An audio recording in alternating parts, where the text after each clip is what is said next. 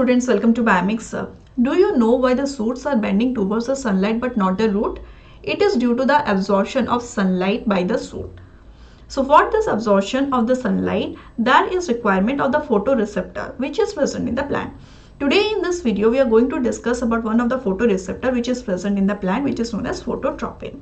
And due to this phototropin, the phototropism takes place in the plant. So what do you mean by phototropism?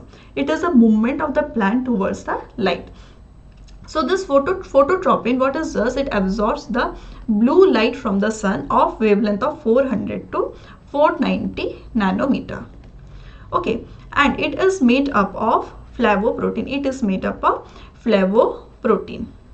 So this flavoprotein is having a flavin molecule and a protein molecule. This flavin molecule which is present, it is known as FMN. FMN means flavin mononucleotide.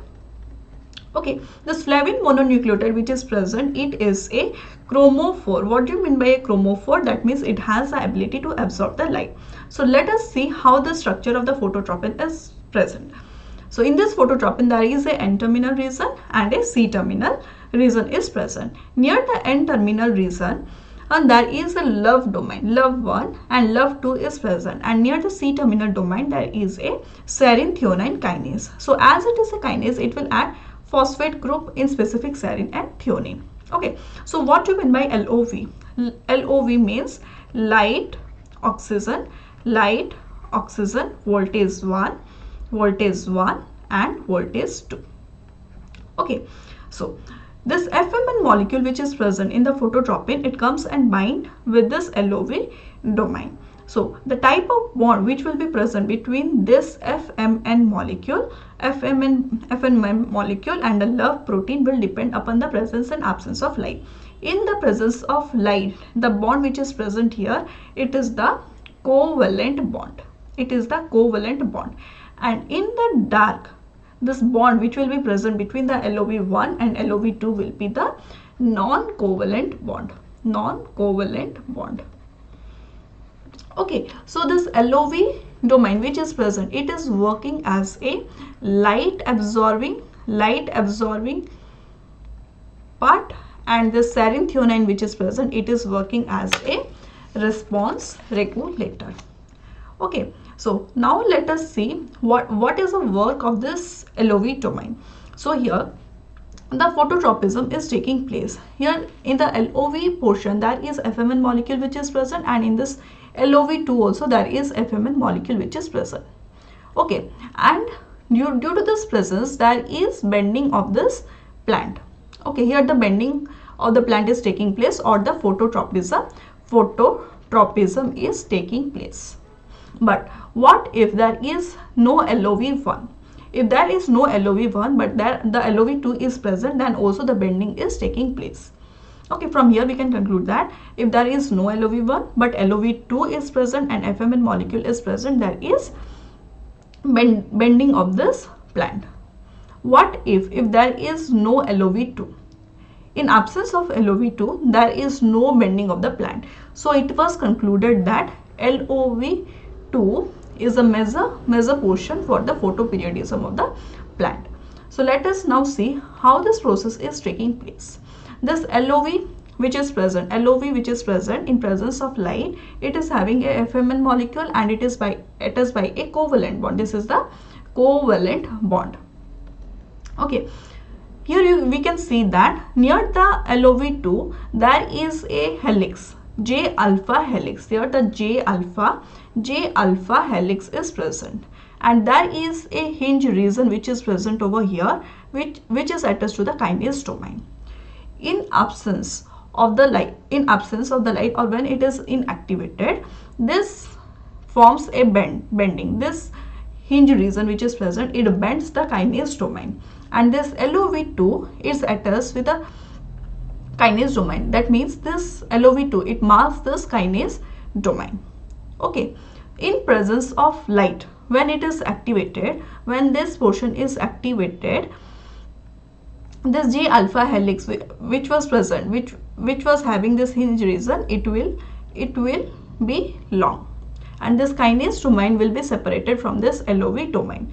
And now this kinase domain which is present is now activated. When the light falls upon this FMN molecule, it absorbs the light and it is now uncaging this kinase domain, due to which it can help in the phosphorylation. What it does, it does the autophosphorylation, and also in different part of this phototropin domain it is phosphorylating it. Okay, along with this phosphorylation, it is also phosphorylating some of the substrate which is responsible for phototropin response, and in this way phototropism takes place. Okay, so what if once it is activated, does it remains activate all the time? No, it does not remain activate all the time. In presence on the dark condition, they are being inactivated. How they are being inactivated? It is inactivated by dephosphorylating this kinase domain. Okay, how it is being done? It is done by a dephosphorylation system by PP2A. What is the name of this PP2A? This PP2A is type 2A protein phosphatase. Type 2A protein phosphatase. Okay, this work is type 2A protein phosphatase. So what are the function of this phototropin? We are discussing here about the phototropin, but what are the main function of the phototropin? The first function of the phototropin is that it is helping in the bending of the plant. The root is bending towards the light, or phototropism is taking place. The next function, phototropism. Phototropism is the first thing. Second thing is the chloroplast movement. Chloroplast movement. The third thing is that it helps in leaf expansion. Leaf expansion. The fourth thing is that it helps in leaf movement. Okay, these are some of the things some of the functions of phototropin. There are certain phototropins which are present in. So there are certain genes of phototropin like FOT1, and FOT2. This FOT1 which is present, it was earlier known as NPH1, and FOT2 which is present, it is known as NPL1. This NPH1 which is present, it was studied first in the mutation case. When this NPH1, it was in the mutation case, there was no phototropin, no phototropism taking place. So after this NPH, there was a condition which was seen. When this was mutated, there was no phototropism, and now it is known as FOT1. Okay, this FOT1, when it work in low light intensity. It work in low light intensity. And FOT2 which is present, it works in high light intensity. It is working in high light intensity. Okay, so if there is mutation in this FOT1, what happens? If there is mutation and we provide here low light, does it respond? Does a phototropism will take place? There will be no phototropism. But if there is high light intensity, if we give high light intensity, so there will be phototropism.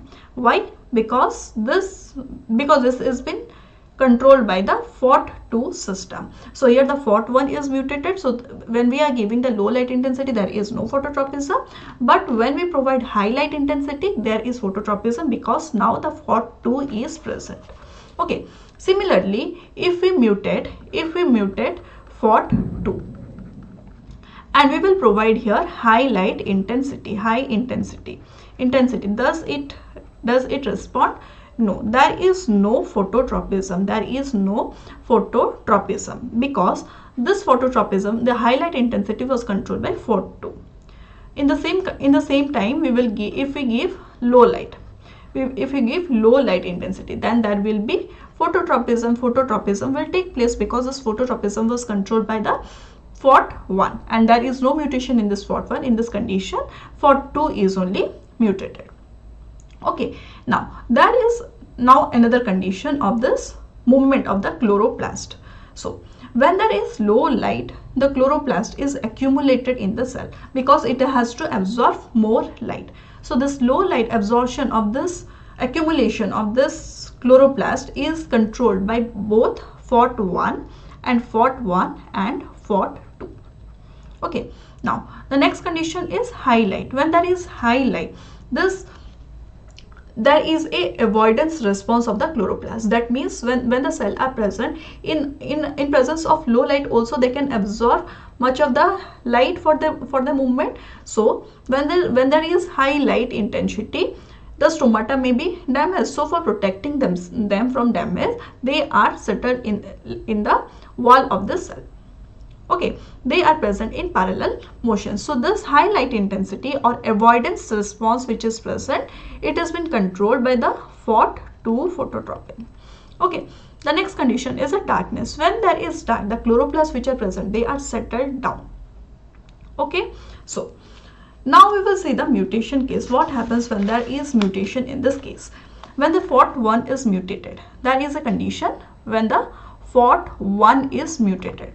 During this condition, there is no accumulation, or there can be low accumulation, because here the Phot2 is present, due to which there can be low accumulation of this chloroplast in this region, in this wall there can be accumulation.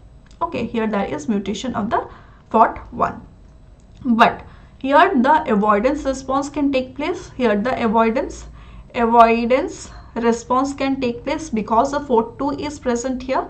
Here there is mutation of Phot1, but there is no mutation of Phot2, due to which there can be avoidance. Here due to Phot2 there can be avoidance. Okay, now the next case, if we mutate the Phot2, if Phot2 is mutated, during this time there can be no avoidance. So here due to Phot1 there can be accumulation. Okay, so from this what we concluded? We concluded that the Phot2 which is present, it is mainly involved during the process of avoidance. And for accumulation, both Phot1 and Phot2 are required for accumulation. Okay, so what happens if the Phot1 and Phot2 both are mutated? So in this case there will be no accumulation or there will be no response. Okay, this is how the chloroplast movement is taking place in presence and in absence of the Phot1 and Phot2, or we can tell that in the mutation condition of this Phot1 and Phot2. Okay, now how this chloroplast are being regulated, how the movement is taking place of this chloroplast? It has been controlled by another one protein which is known as CHOP1. So the Phot1 and Phot2 protein which was present, it was present in the plasma membrane. Along with it, this Phot2 protein which is present, it is also present in the chloroplast, and it is required for the accumulation process. Okay, this CHOP1 protein which is present, it binds to the chloroplast envelope via its end terminus and may also be anchored to the plasma membrane. So this CHOP1 protein which is present, it is anchored to this plasma membrane to the chloroplast by its end-terminus domain, and also it is anchored with this plasma membrane. So after this what happens, the CHOP1 which is present, it initiates actin polymerization to extend an existing F-actin filament. So here we can see this CHOP1 protein which is present, it recruits the G-actin as well as actin polymerization molecules. Due to which there will be extension of this actin filament. As a result, what happens? The actin filament lengths and CHOP1 and the chloroplast are pushed forward. So these are pushed forward.